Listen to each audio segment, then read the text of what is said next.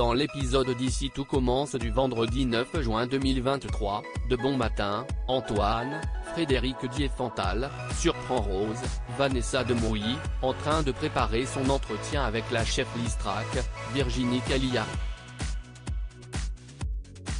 Il lui suggère de demander plutôt à Solal, Benjamin Douba Paris, de s'en charger, mais la directrice du master ne veut plus travailler avec son assistant.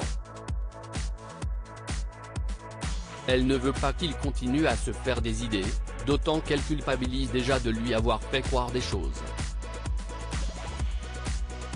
Elle pense avoir été trop avenante avec lui avoir confié des choses trop personnelles, mais Antoine ne voit pas le problème. Rose est humaine et si est ce qu'il y a de plus beau chez elle.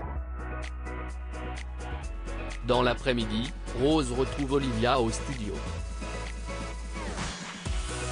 Les deux femmes commencent l'entretien, mais celui-ci est interrompu par Solal, qui avait réservé la salle pour ses révisions.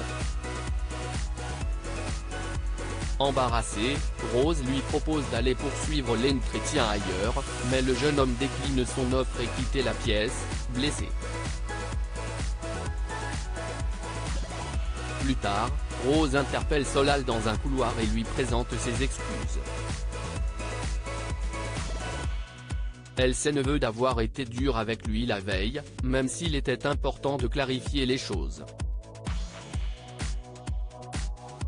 Touchée, Solal laisse échapper une larme et déclare qu'elle n'a rien à se reprocher. Il savait qu'il ne devait pas lui faire part de ses sentiments, mais il n'a pas réussi à contrôler ce qu'il ressent. En fin de journée, Solal retrouve Axel, Thomas d'Acosta, autour d'un verre et annonce avoir décidé de tourner la page sur Rose. Eugénie quitte l'institut et Tessier annonce le déroulé des examens épaulés par Elliot, Nicolas Anselmo, Hortense, Catherine David-Zeka, passe chercher ses affaires chez sa mère. Consciente que sa fille lui en veut profondément, Eugénie, Sophie Duet, essaye de lui parler, mais la jeune femme lui hurle au visage. Elle n'arrive pas à lui pardonner de l'avoir empoisonné pour l'éloigner de l'institut. De son côté, Livio, Corentin Pelli, remercie Vic, Lou Ladgairi, d'avoir piégé sa mère pour lui faire avouer la vérité. Grâce à elle, Tessier, Benjamin Baroche, a accepté de le réintégrer au master. Plus tard, Eugénie passe à l'institut pour parler à Hortense et Vic. Sa cadette la repousse immédiatement, mais Hortense décide d'écouter ce que sa mère a à lui dire. Eugénie explique avoir perdu pied après la demande de divorce de son mari. Elle se faisait une joie que Hortense rentre à Bordeaux pour travailler au COBA, mais en apprenant que sa fille souhaitait rester enseignée à l'institut, elle a décidé de la droguer pour la garder près d'elle.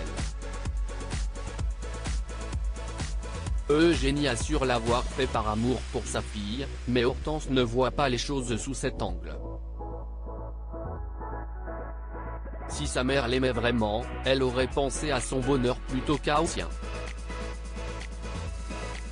Hortense somme donc cette dernière de rester hors de sa vie. Malgré sa rancœur, Hortense annonce à Tessier qu'elle ne portera pas plainte contre sa mère. Elle préfère que celle-ci se fasse soigner et ne supporterait pas qu'elle doive le faire en prison. Compréhensif, Tessier accepte sa décision et déclare que l'institut la soutiendra si elle change Davis. Par ailleurs, il cherche à savoir si le poste de professeur titulaire l'intéresse toujours. Hortense répond que oui et en profite pour demander au directeur de la laisser donner le dernier cours de l'année aux premières années. Elle décide de le donner en binôme avec Livio, enterrant définitivement la hache de guerre entre eux. En quittant l'institut, Eugénie croise Hortense et lui présente à nouveau ses excuses. La jeune femme n'est pas encore prête à les entendre. Elle pense que sa mère doit avant tout se faire aider. En voyant Eugénie avec Hortense, Tessier intervient et accompagne la mère de famille à la sortie. Il lui annonce avoir pris la décision d'écrire à l'ordre des médecins pour demander sa radiation.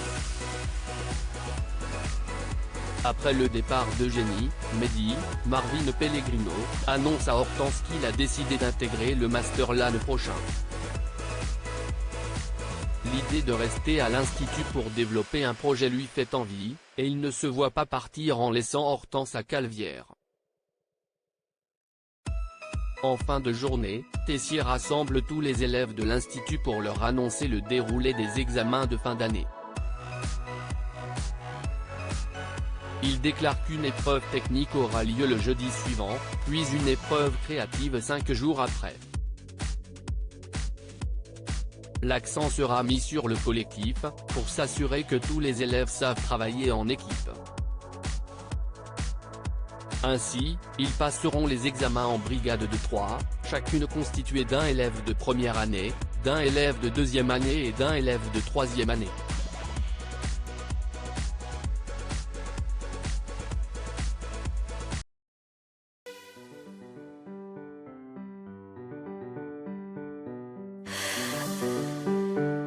The